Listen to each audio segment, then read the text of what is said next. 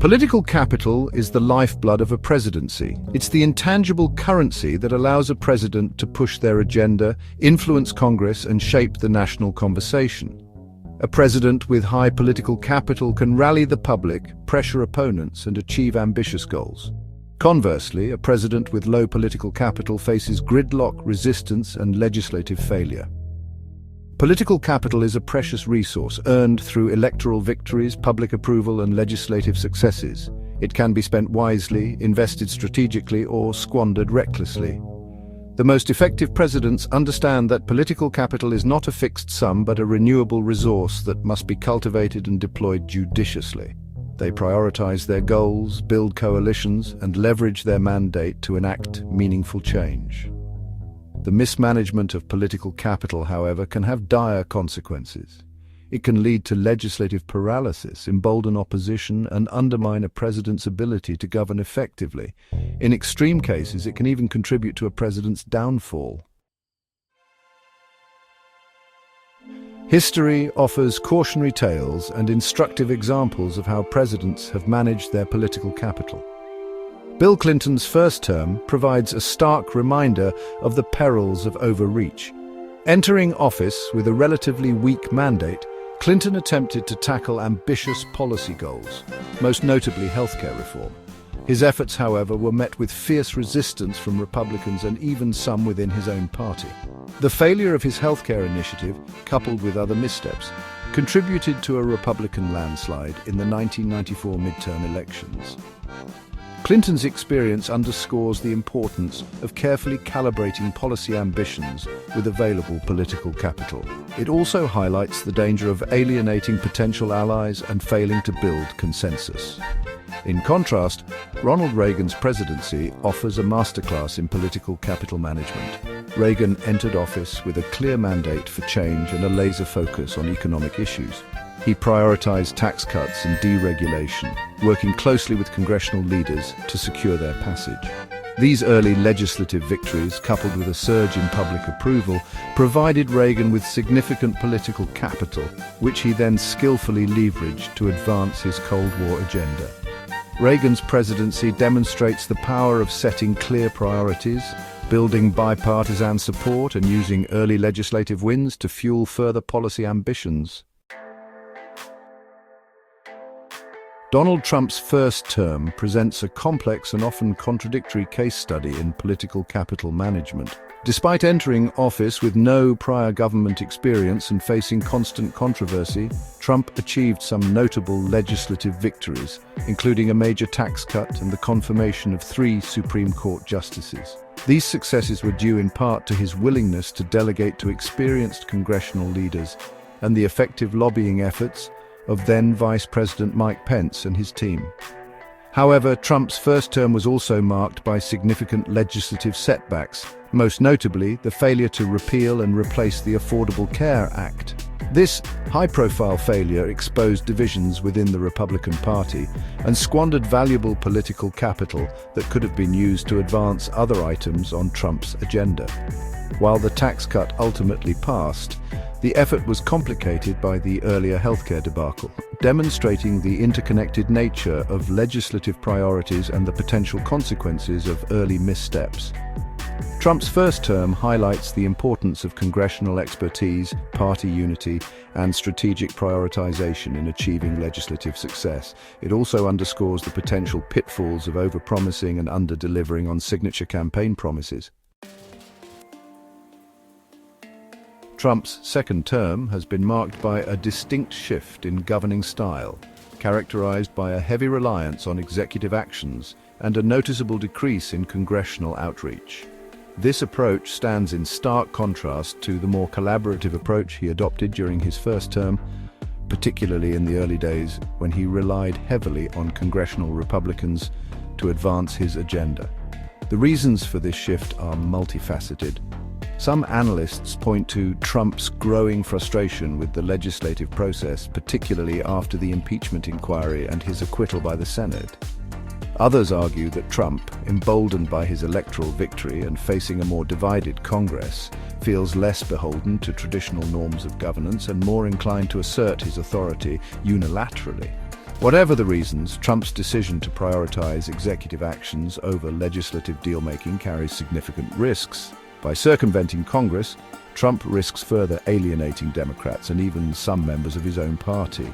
Moreover, executive actions are often temporary and can be easily overturned by future administrations, limiting their long-term impact. Section 5. A House divided, cracks appear in Republican unity. The Republican Party, once seemingly unified under the Trump banner, is showing signs of strain. While the Freedom Caucus, a group of hardline conservatives in the House of Representatives, initially acquiesced to a continuing resolution to avert a government shutdown, their patience is wearing thin. Many are frustrated by what they perceive as a lack of progress on key conservative priorities, such as border security and fiscal restraint. This growing rift within the Republican ranks poses a significant challenge for Trump's legislative agenda.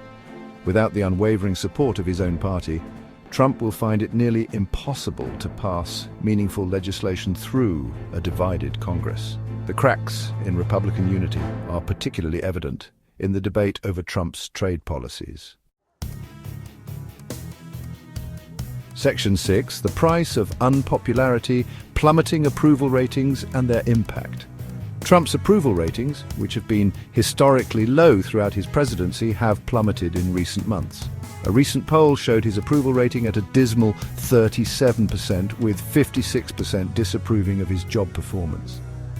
This decline can be attributed to a number of factors, including his handling of the ongoing COVID-19 pandemic, the economic downturn, and the nationwide protests against racial injustice.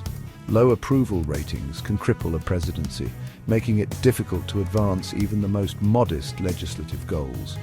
A president with a low public support has little leverage in negotiations with Congress, as lawmakers are less likely to support policies that are unpopular with their constituents. Moreover, low approval ratings can embolden opposition parties, making them more likely to obstruct the president's agenda and launch investigations into their administration. Section 7. A legislative logjam, stalled bills and looming deadlines. Trump faces a daunting legislative landscape, with several major bills stalled in Congress and critical deadlines looming. The most pressing issue is the expiring tax cuts passed during his first term. Unless Congress acts, these tax cuts will expire at the end of the year, resulting in a significant tax increase for many Americans. This comes at a time when the economy is already struggling, potentially pushing the country into a deeper recession. Adding to the legislative logjam is a stalled reconciliation package that includes funding for border security, a military buildup, and new tax cuts. The package has been mired in disagreements between the House and Senate, with Democrats staunchly opposed to many of its provisions.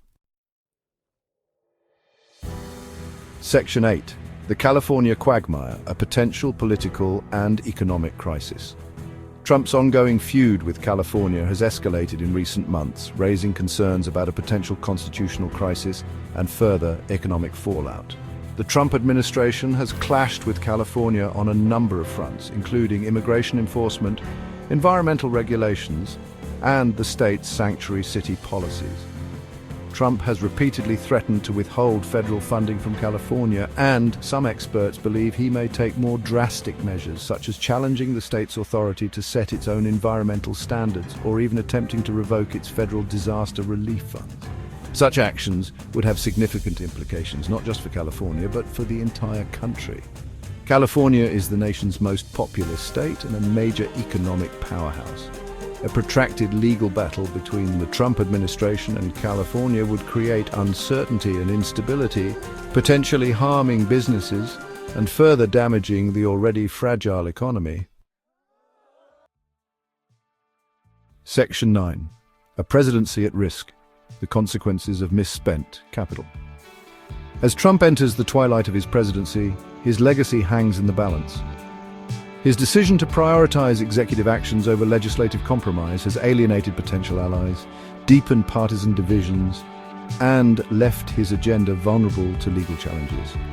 His plummeting approval ratings have further weakened his hand, making it difficult to rally public support or pressure Congress into action. The consequences of Trump's misspent political capital are far-reaching.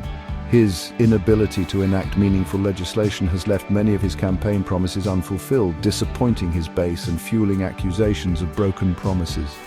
His confrontational approach to governance has eroded democratic norms and institutions, leaving the country more divided than ever. And his handling of the COVID-19 pandemic and the resulting economic crisis has raised serious questions about his leadership and competence.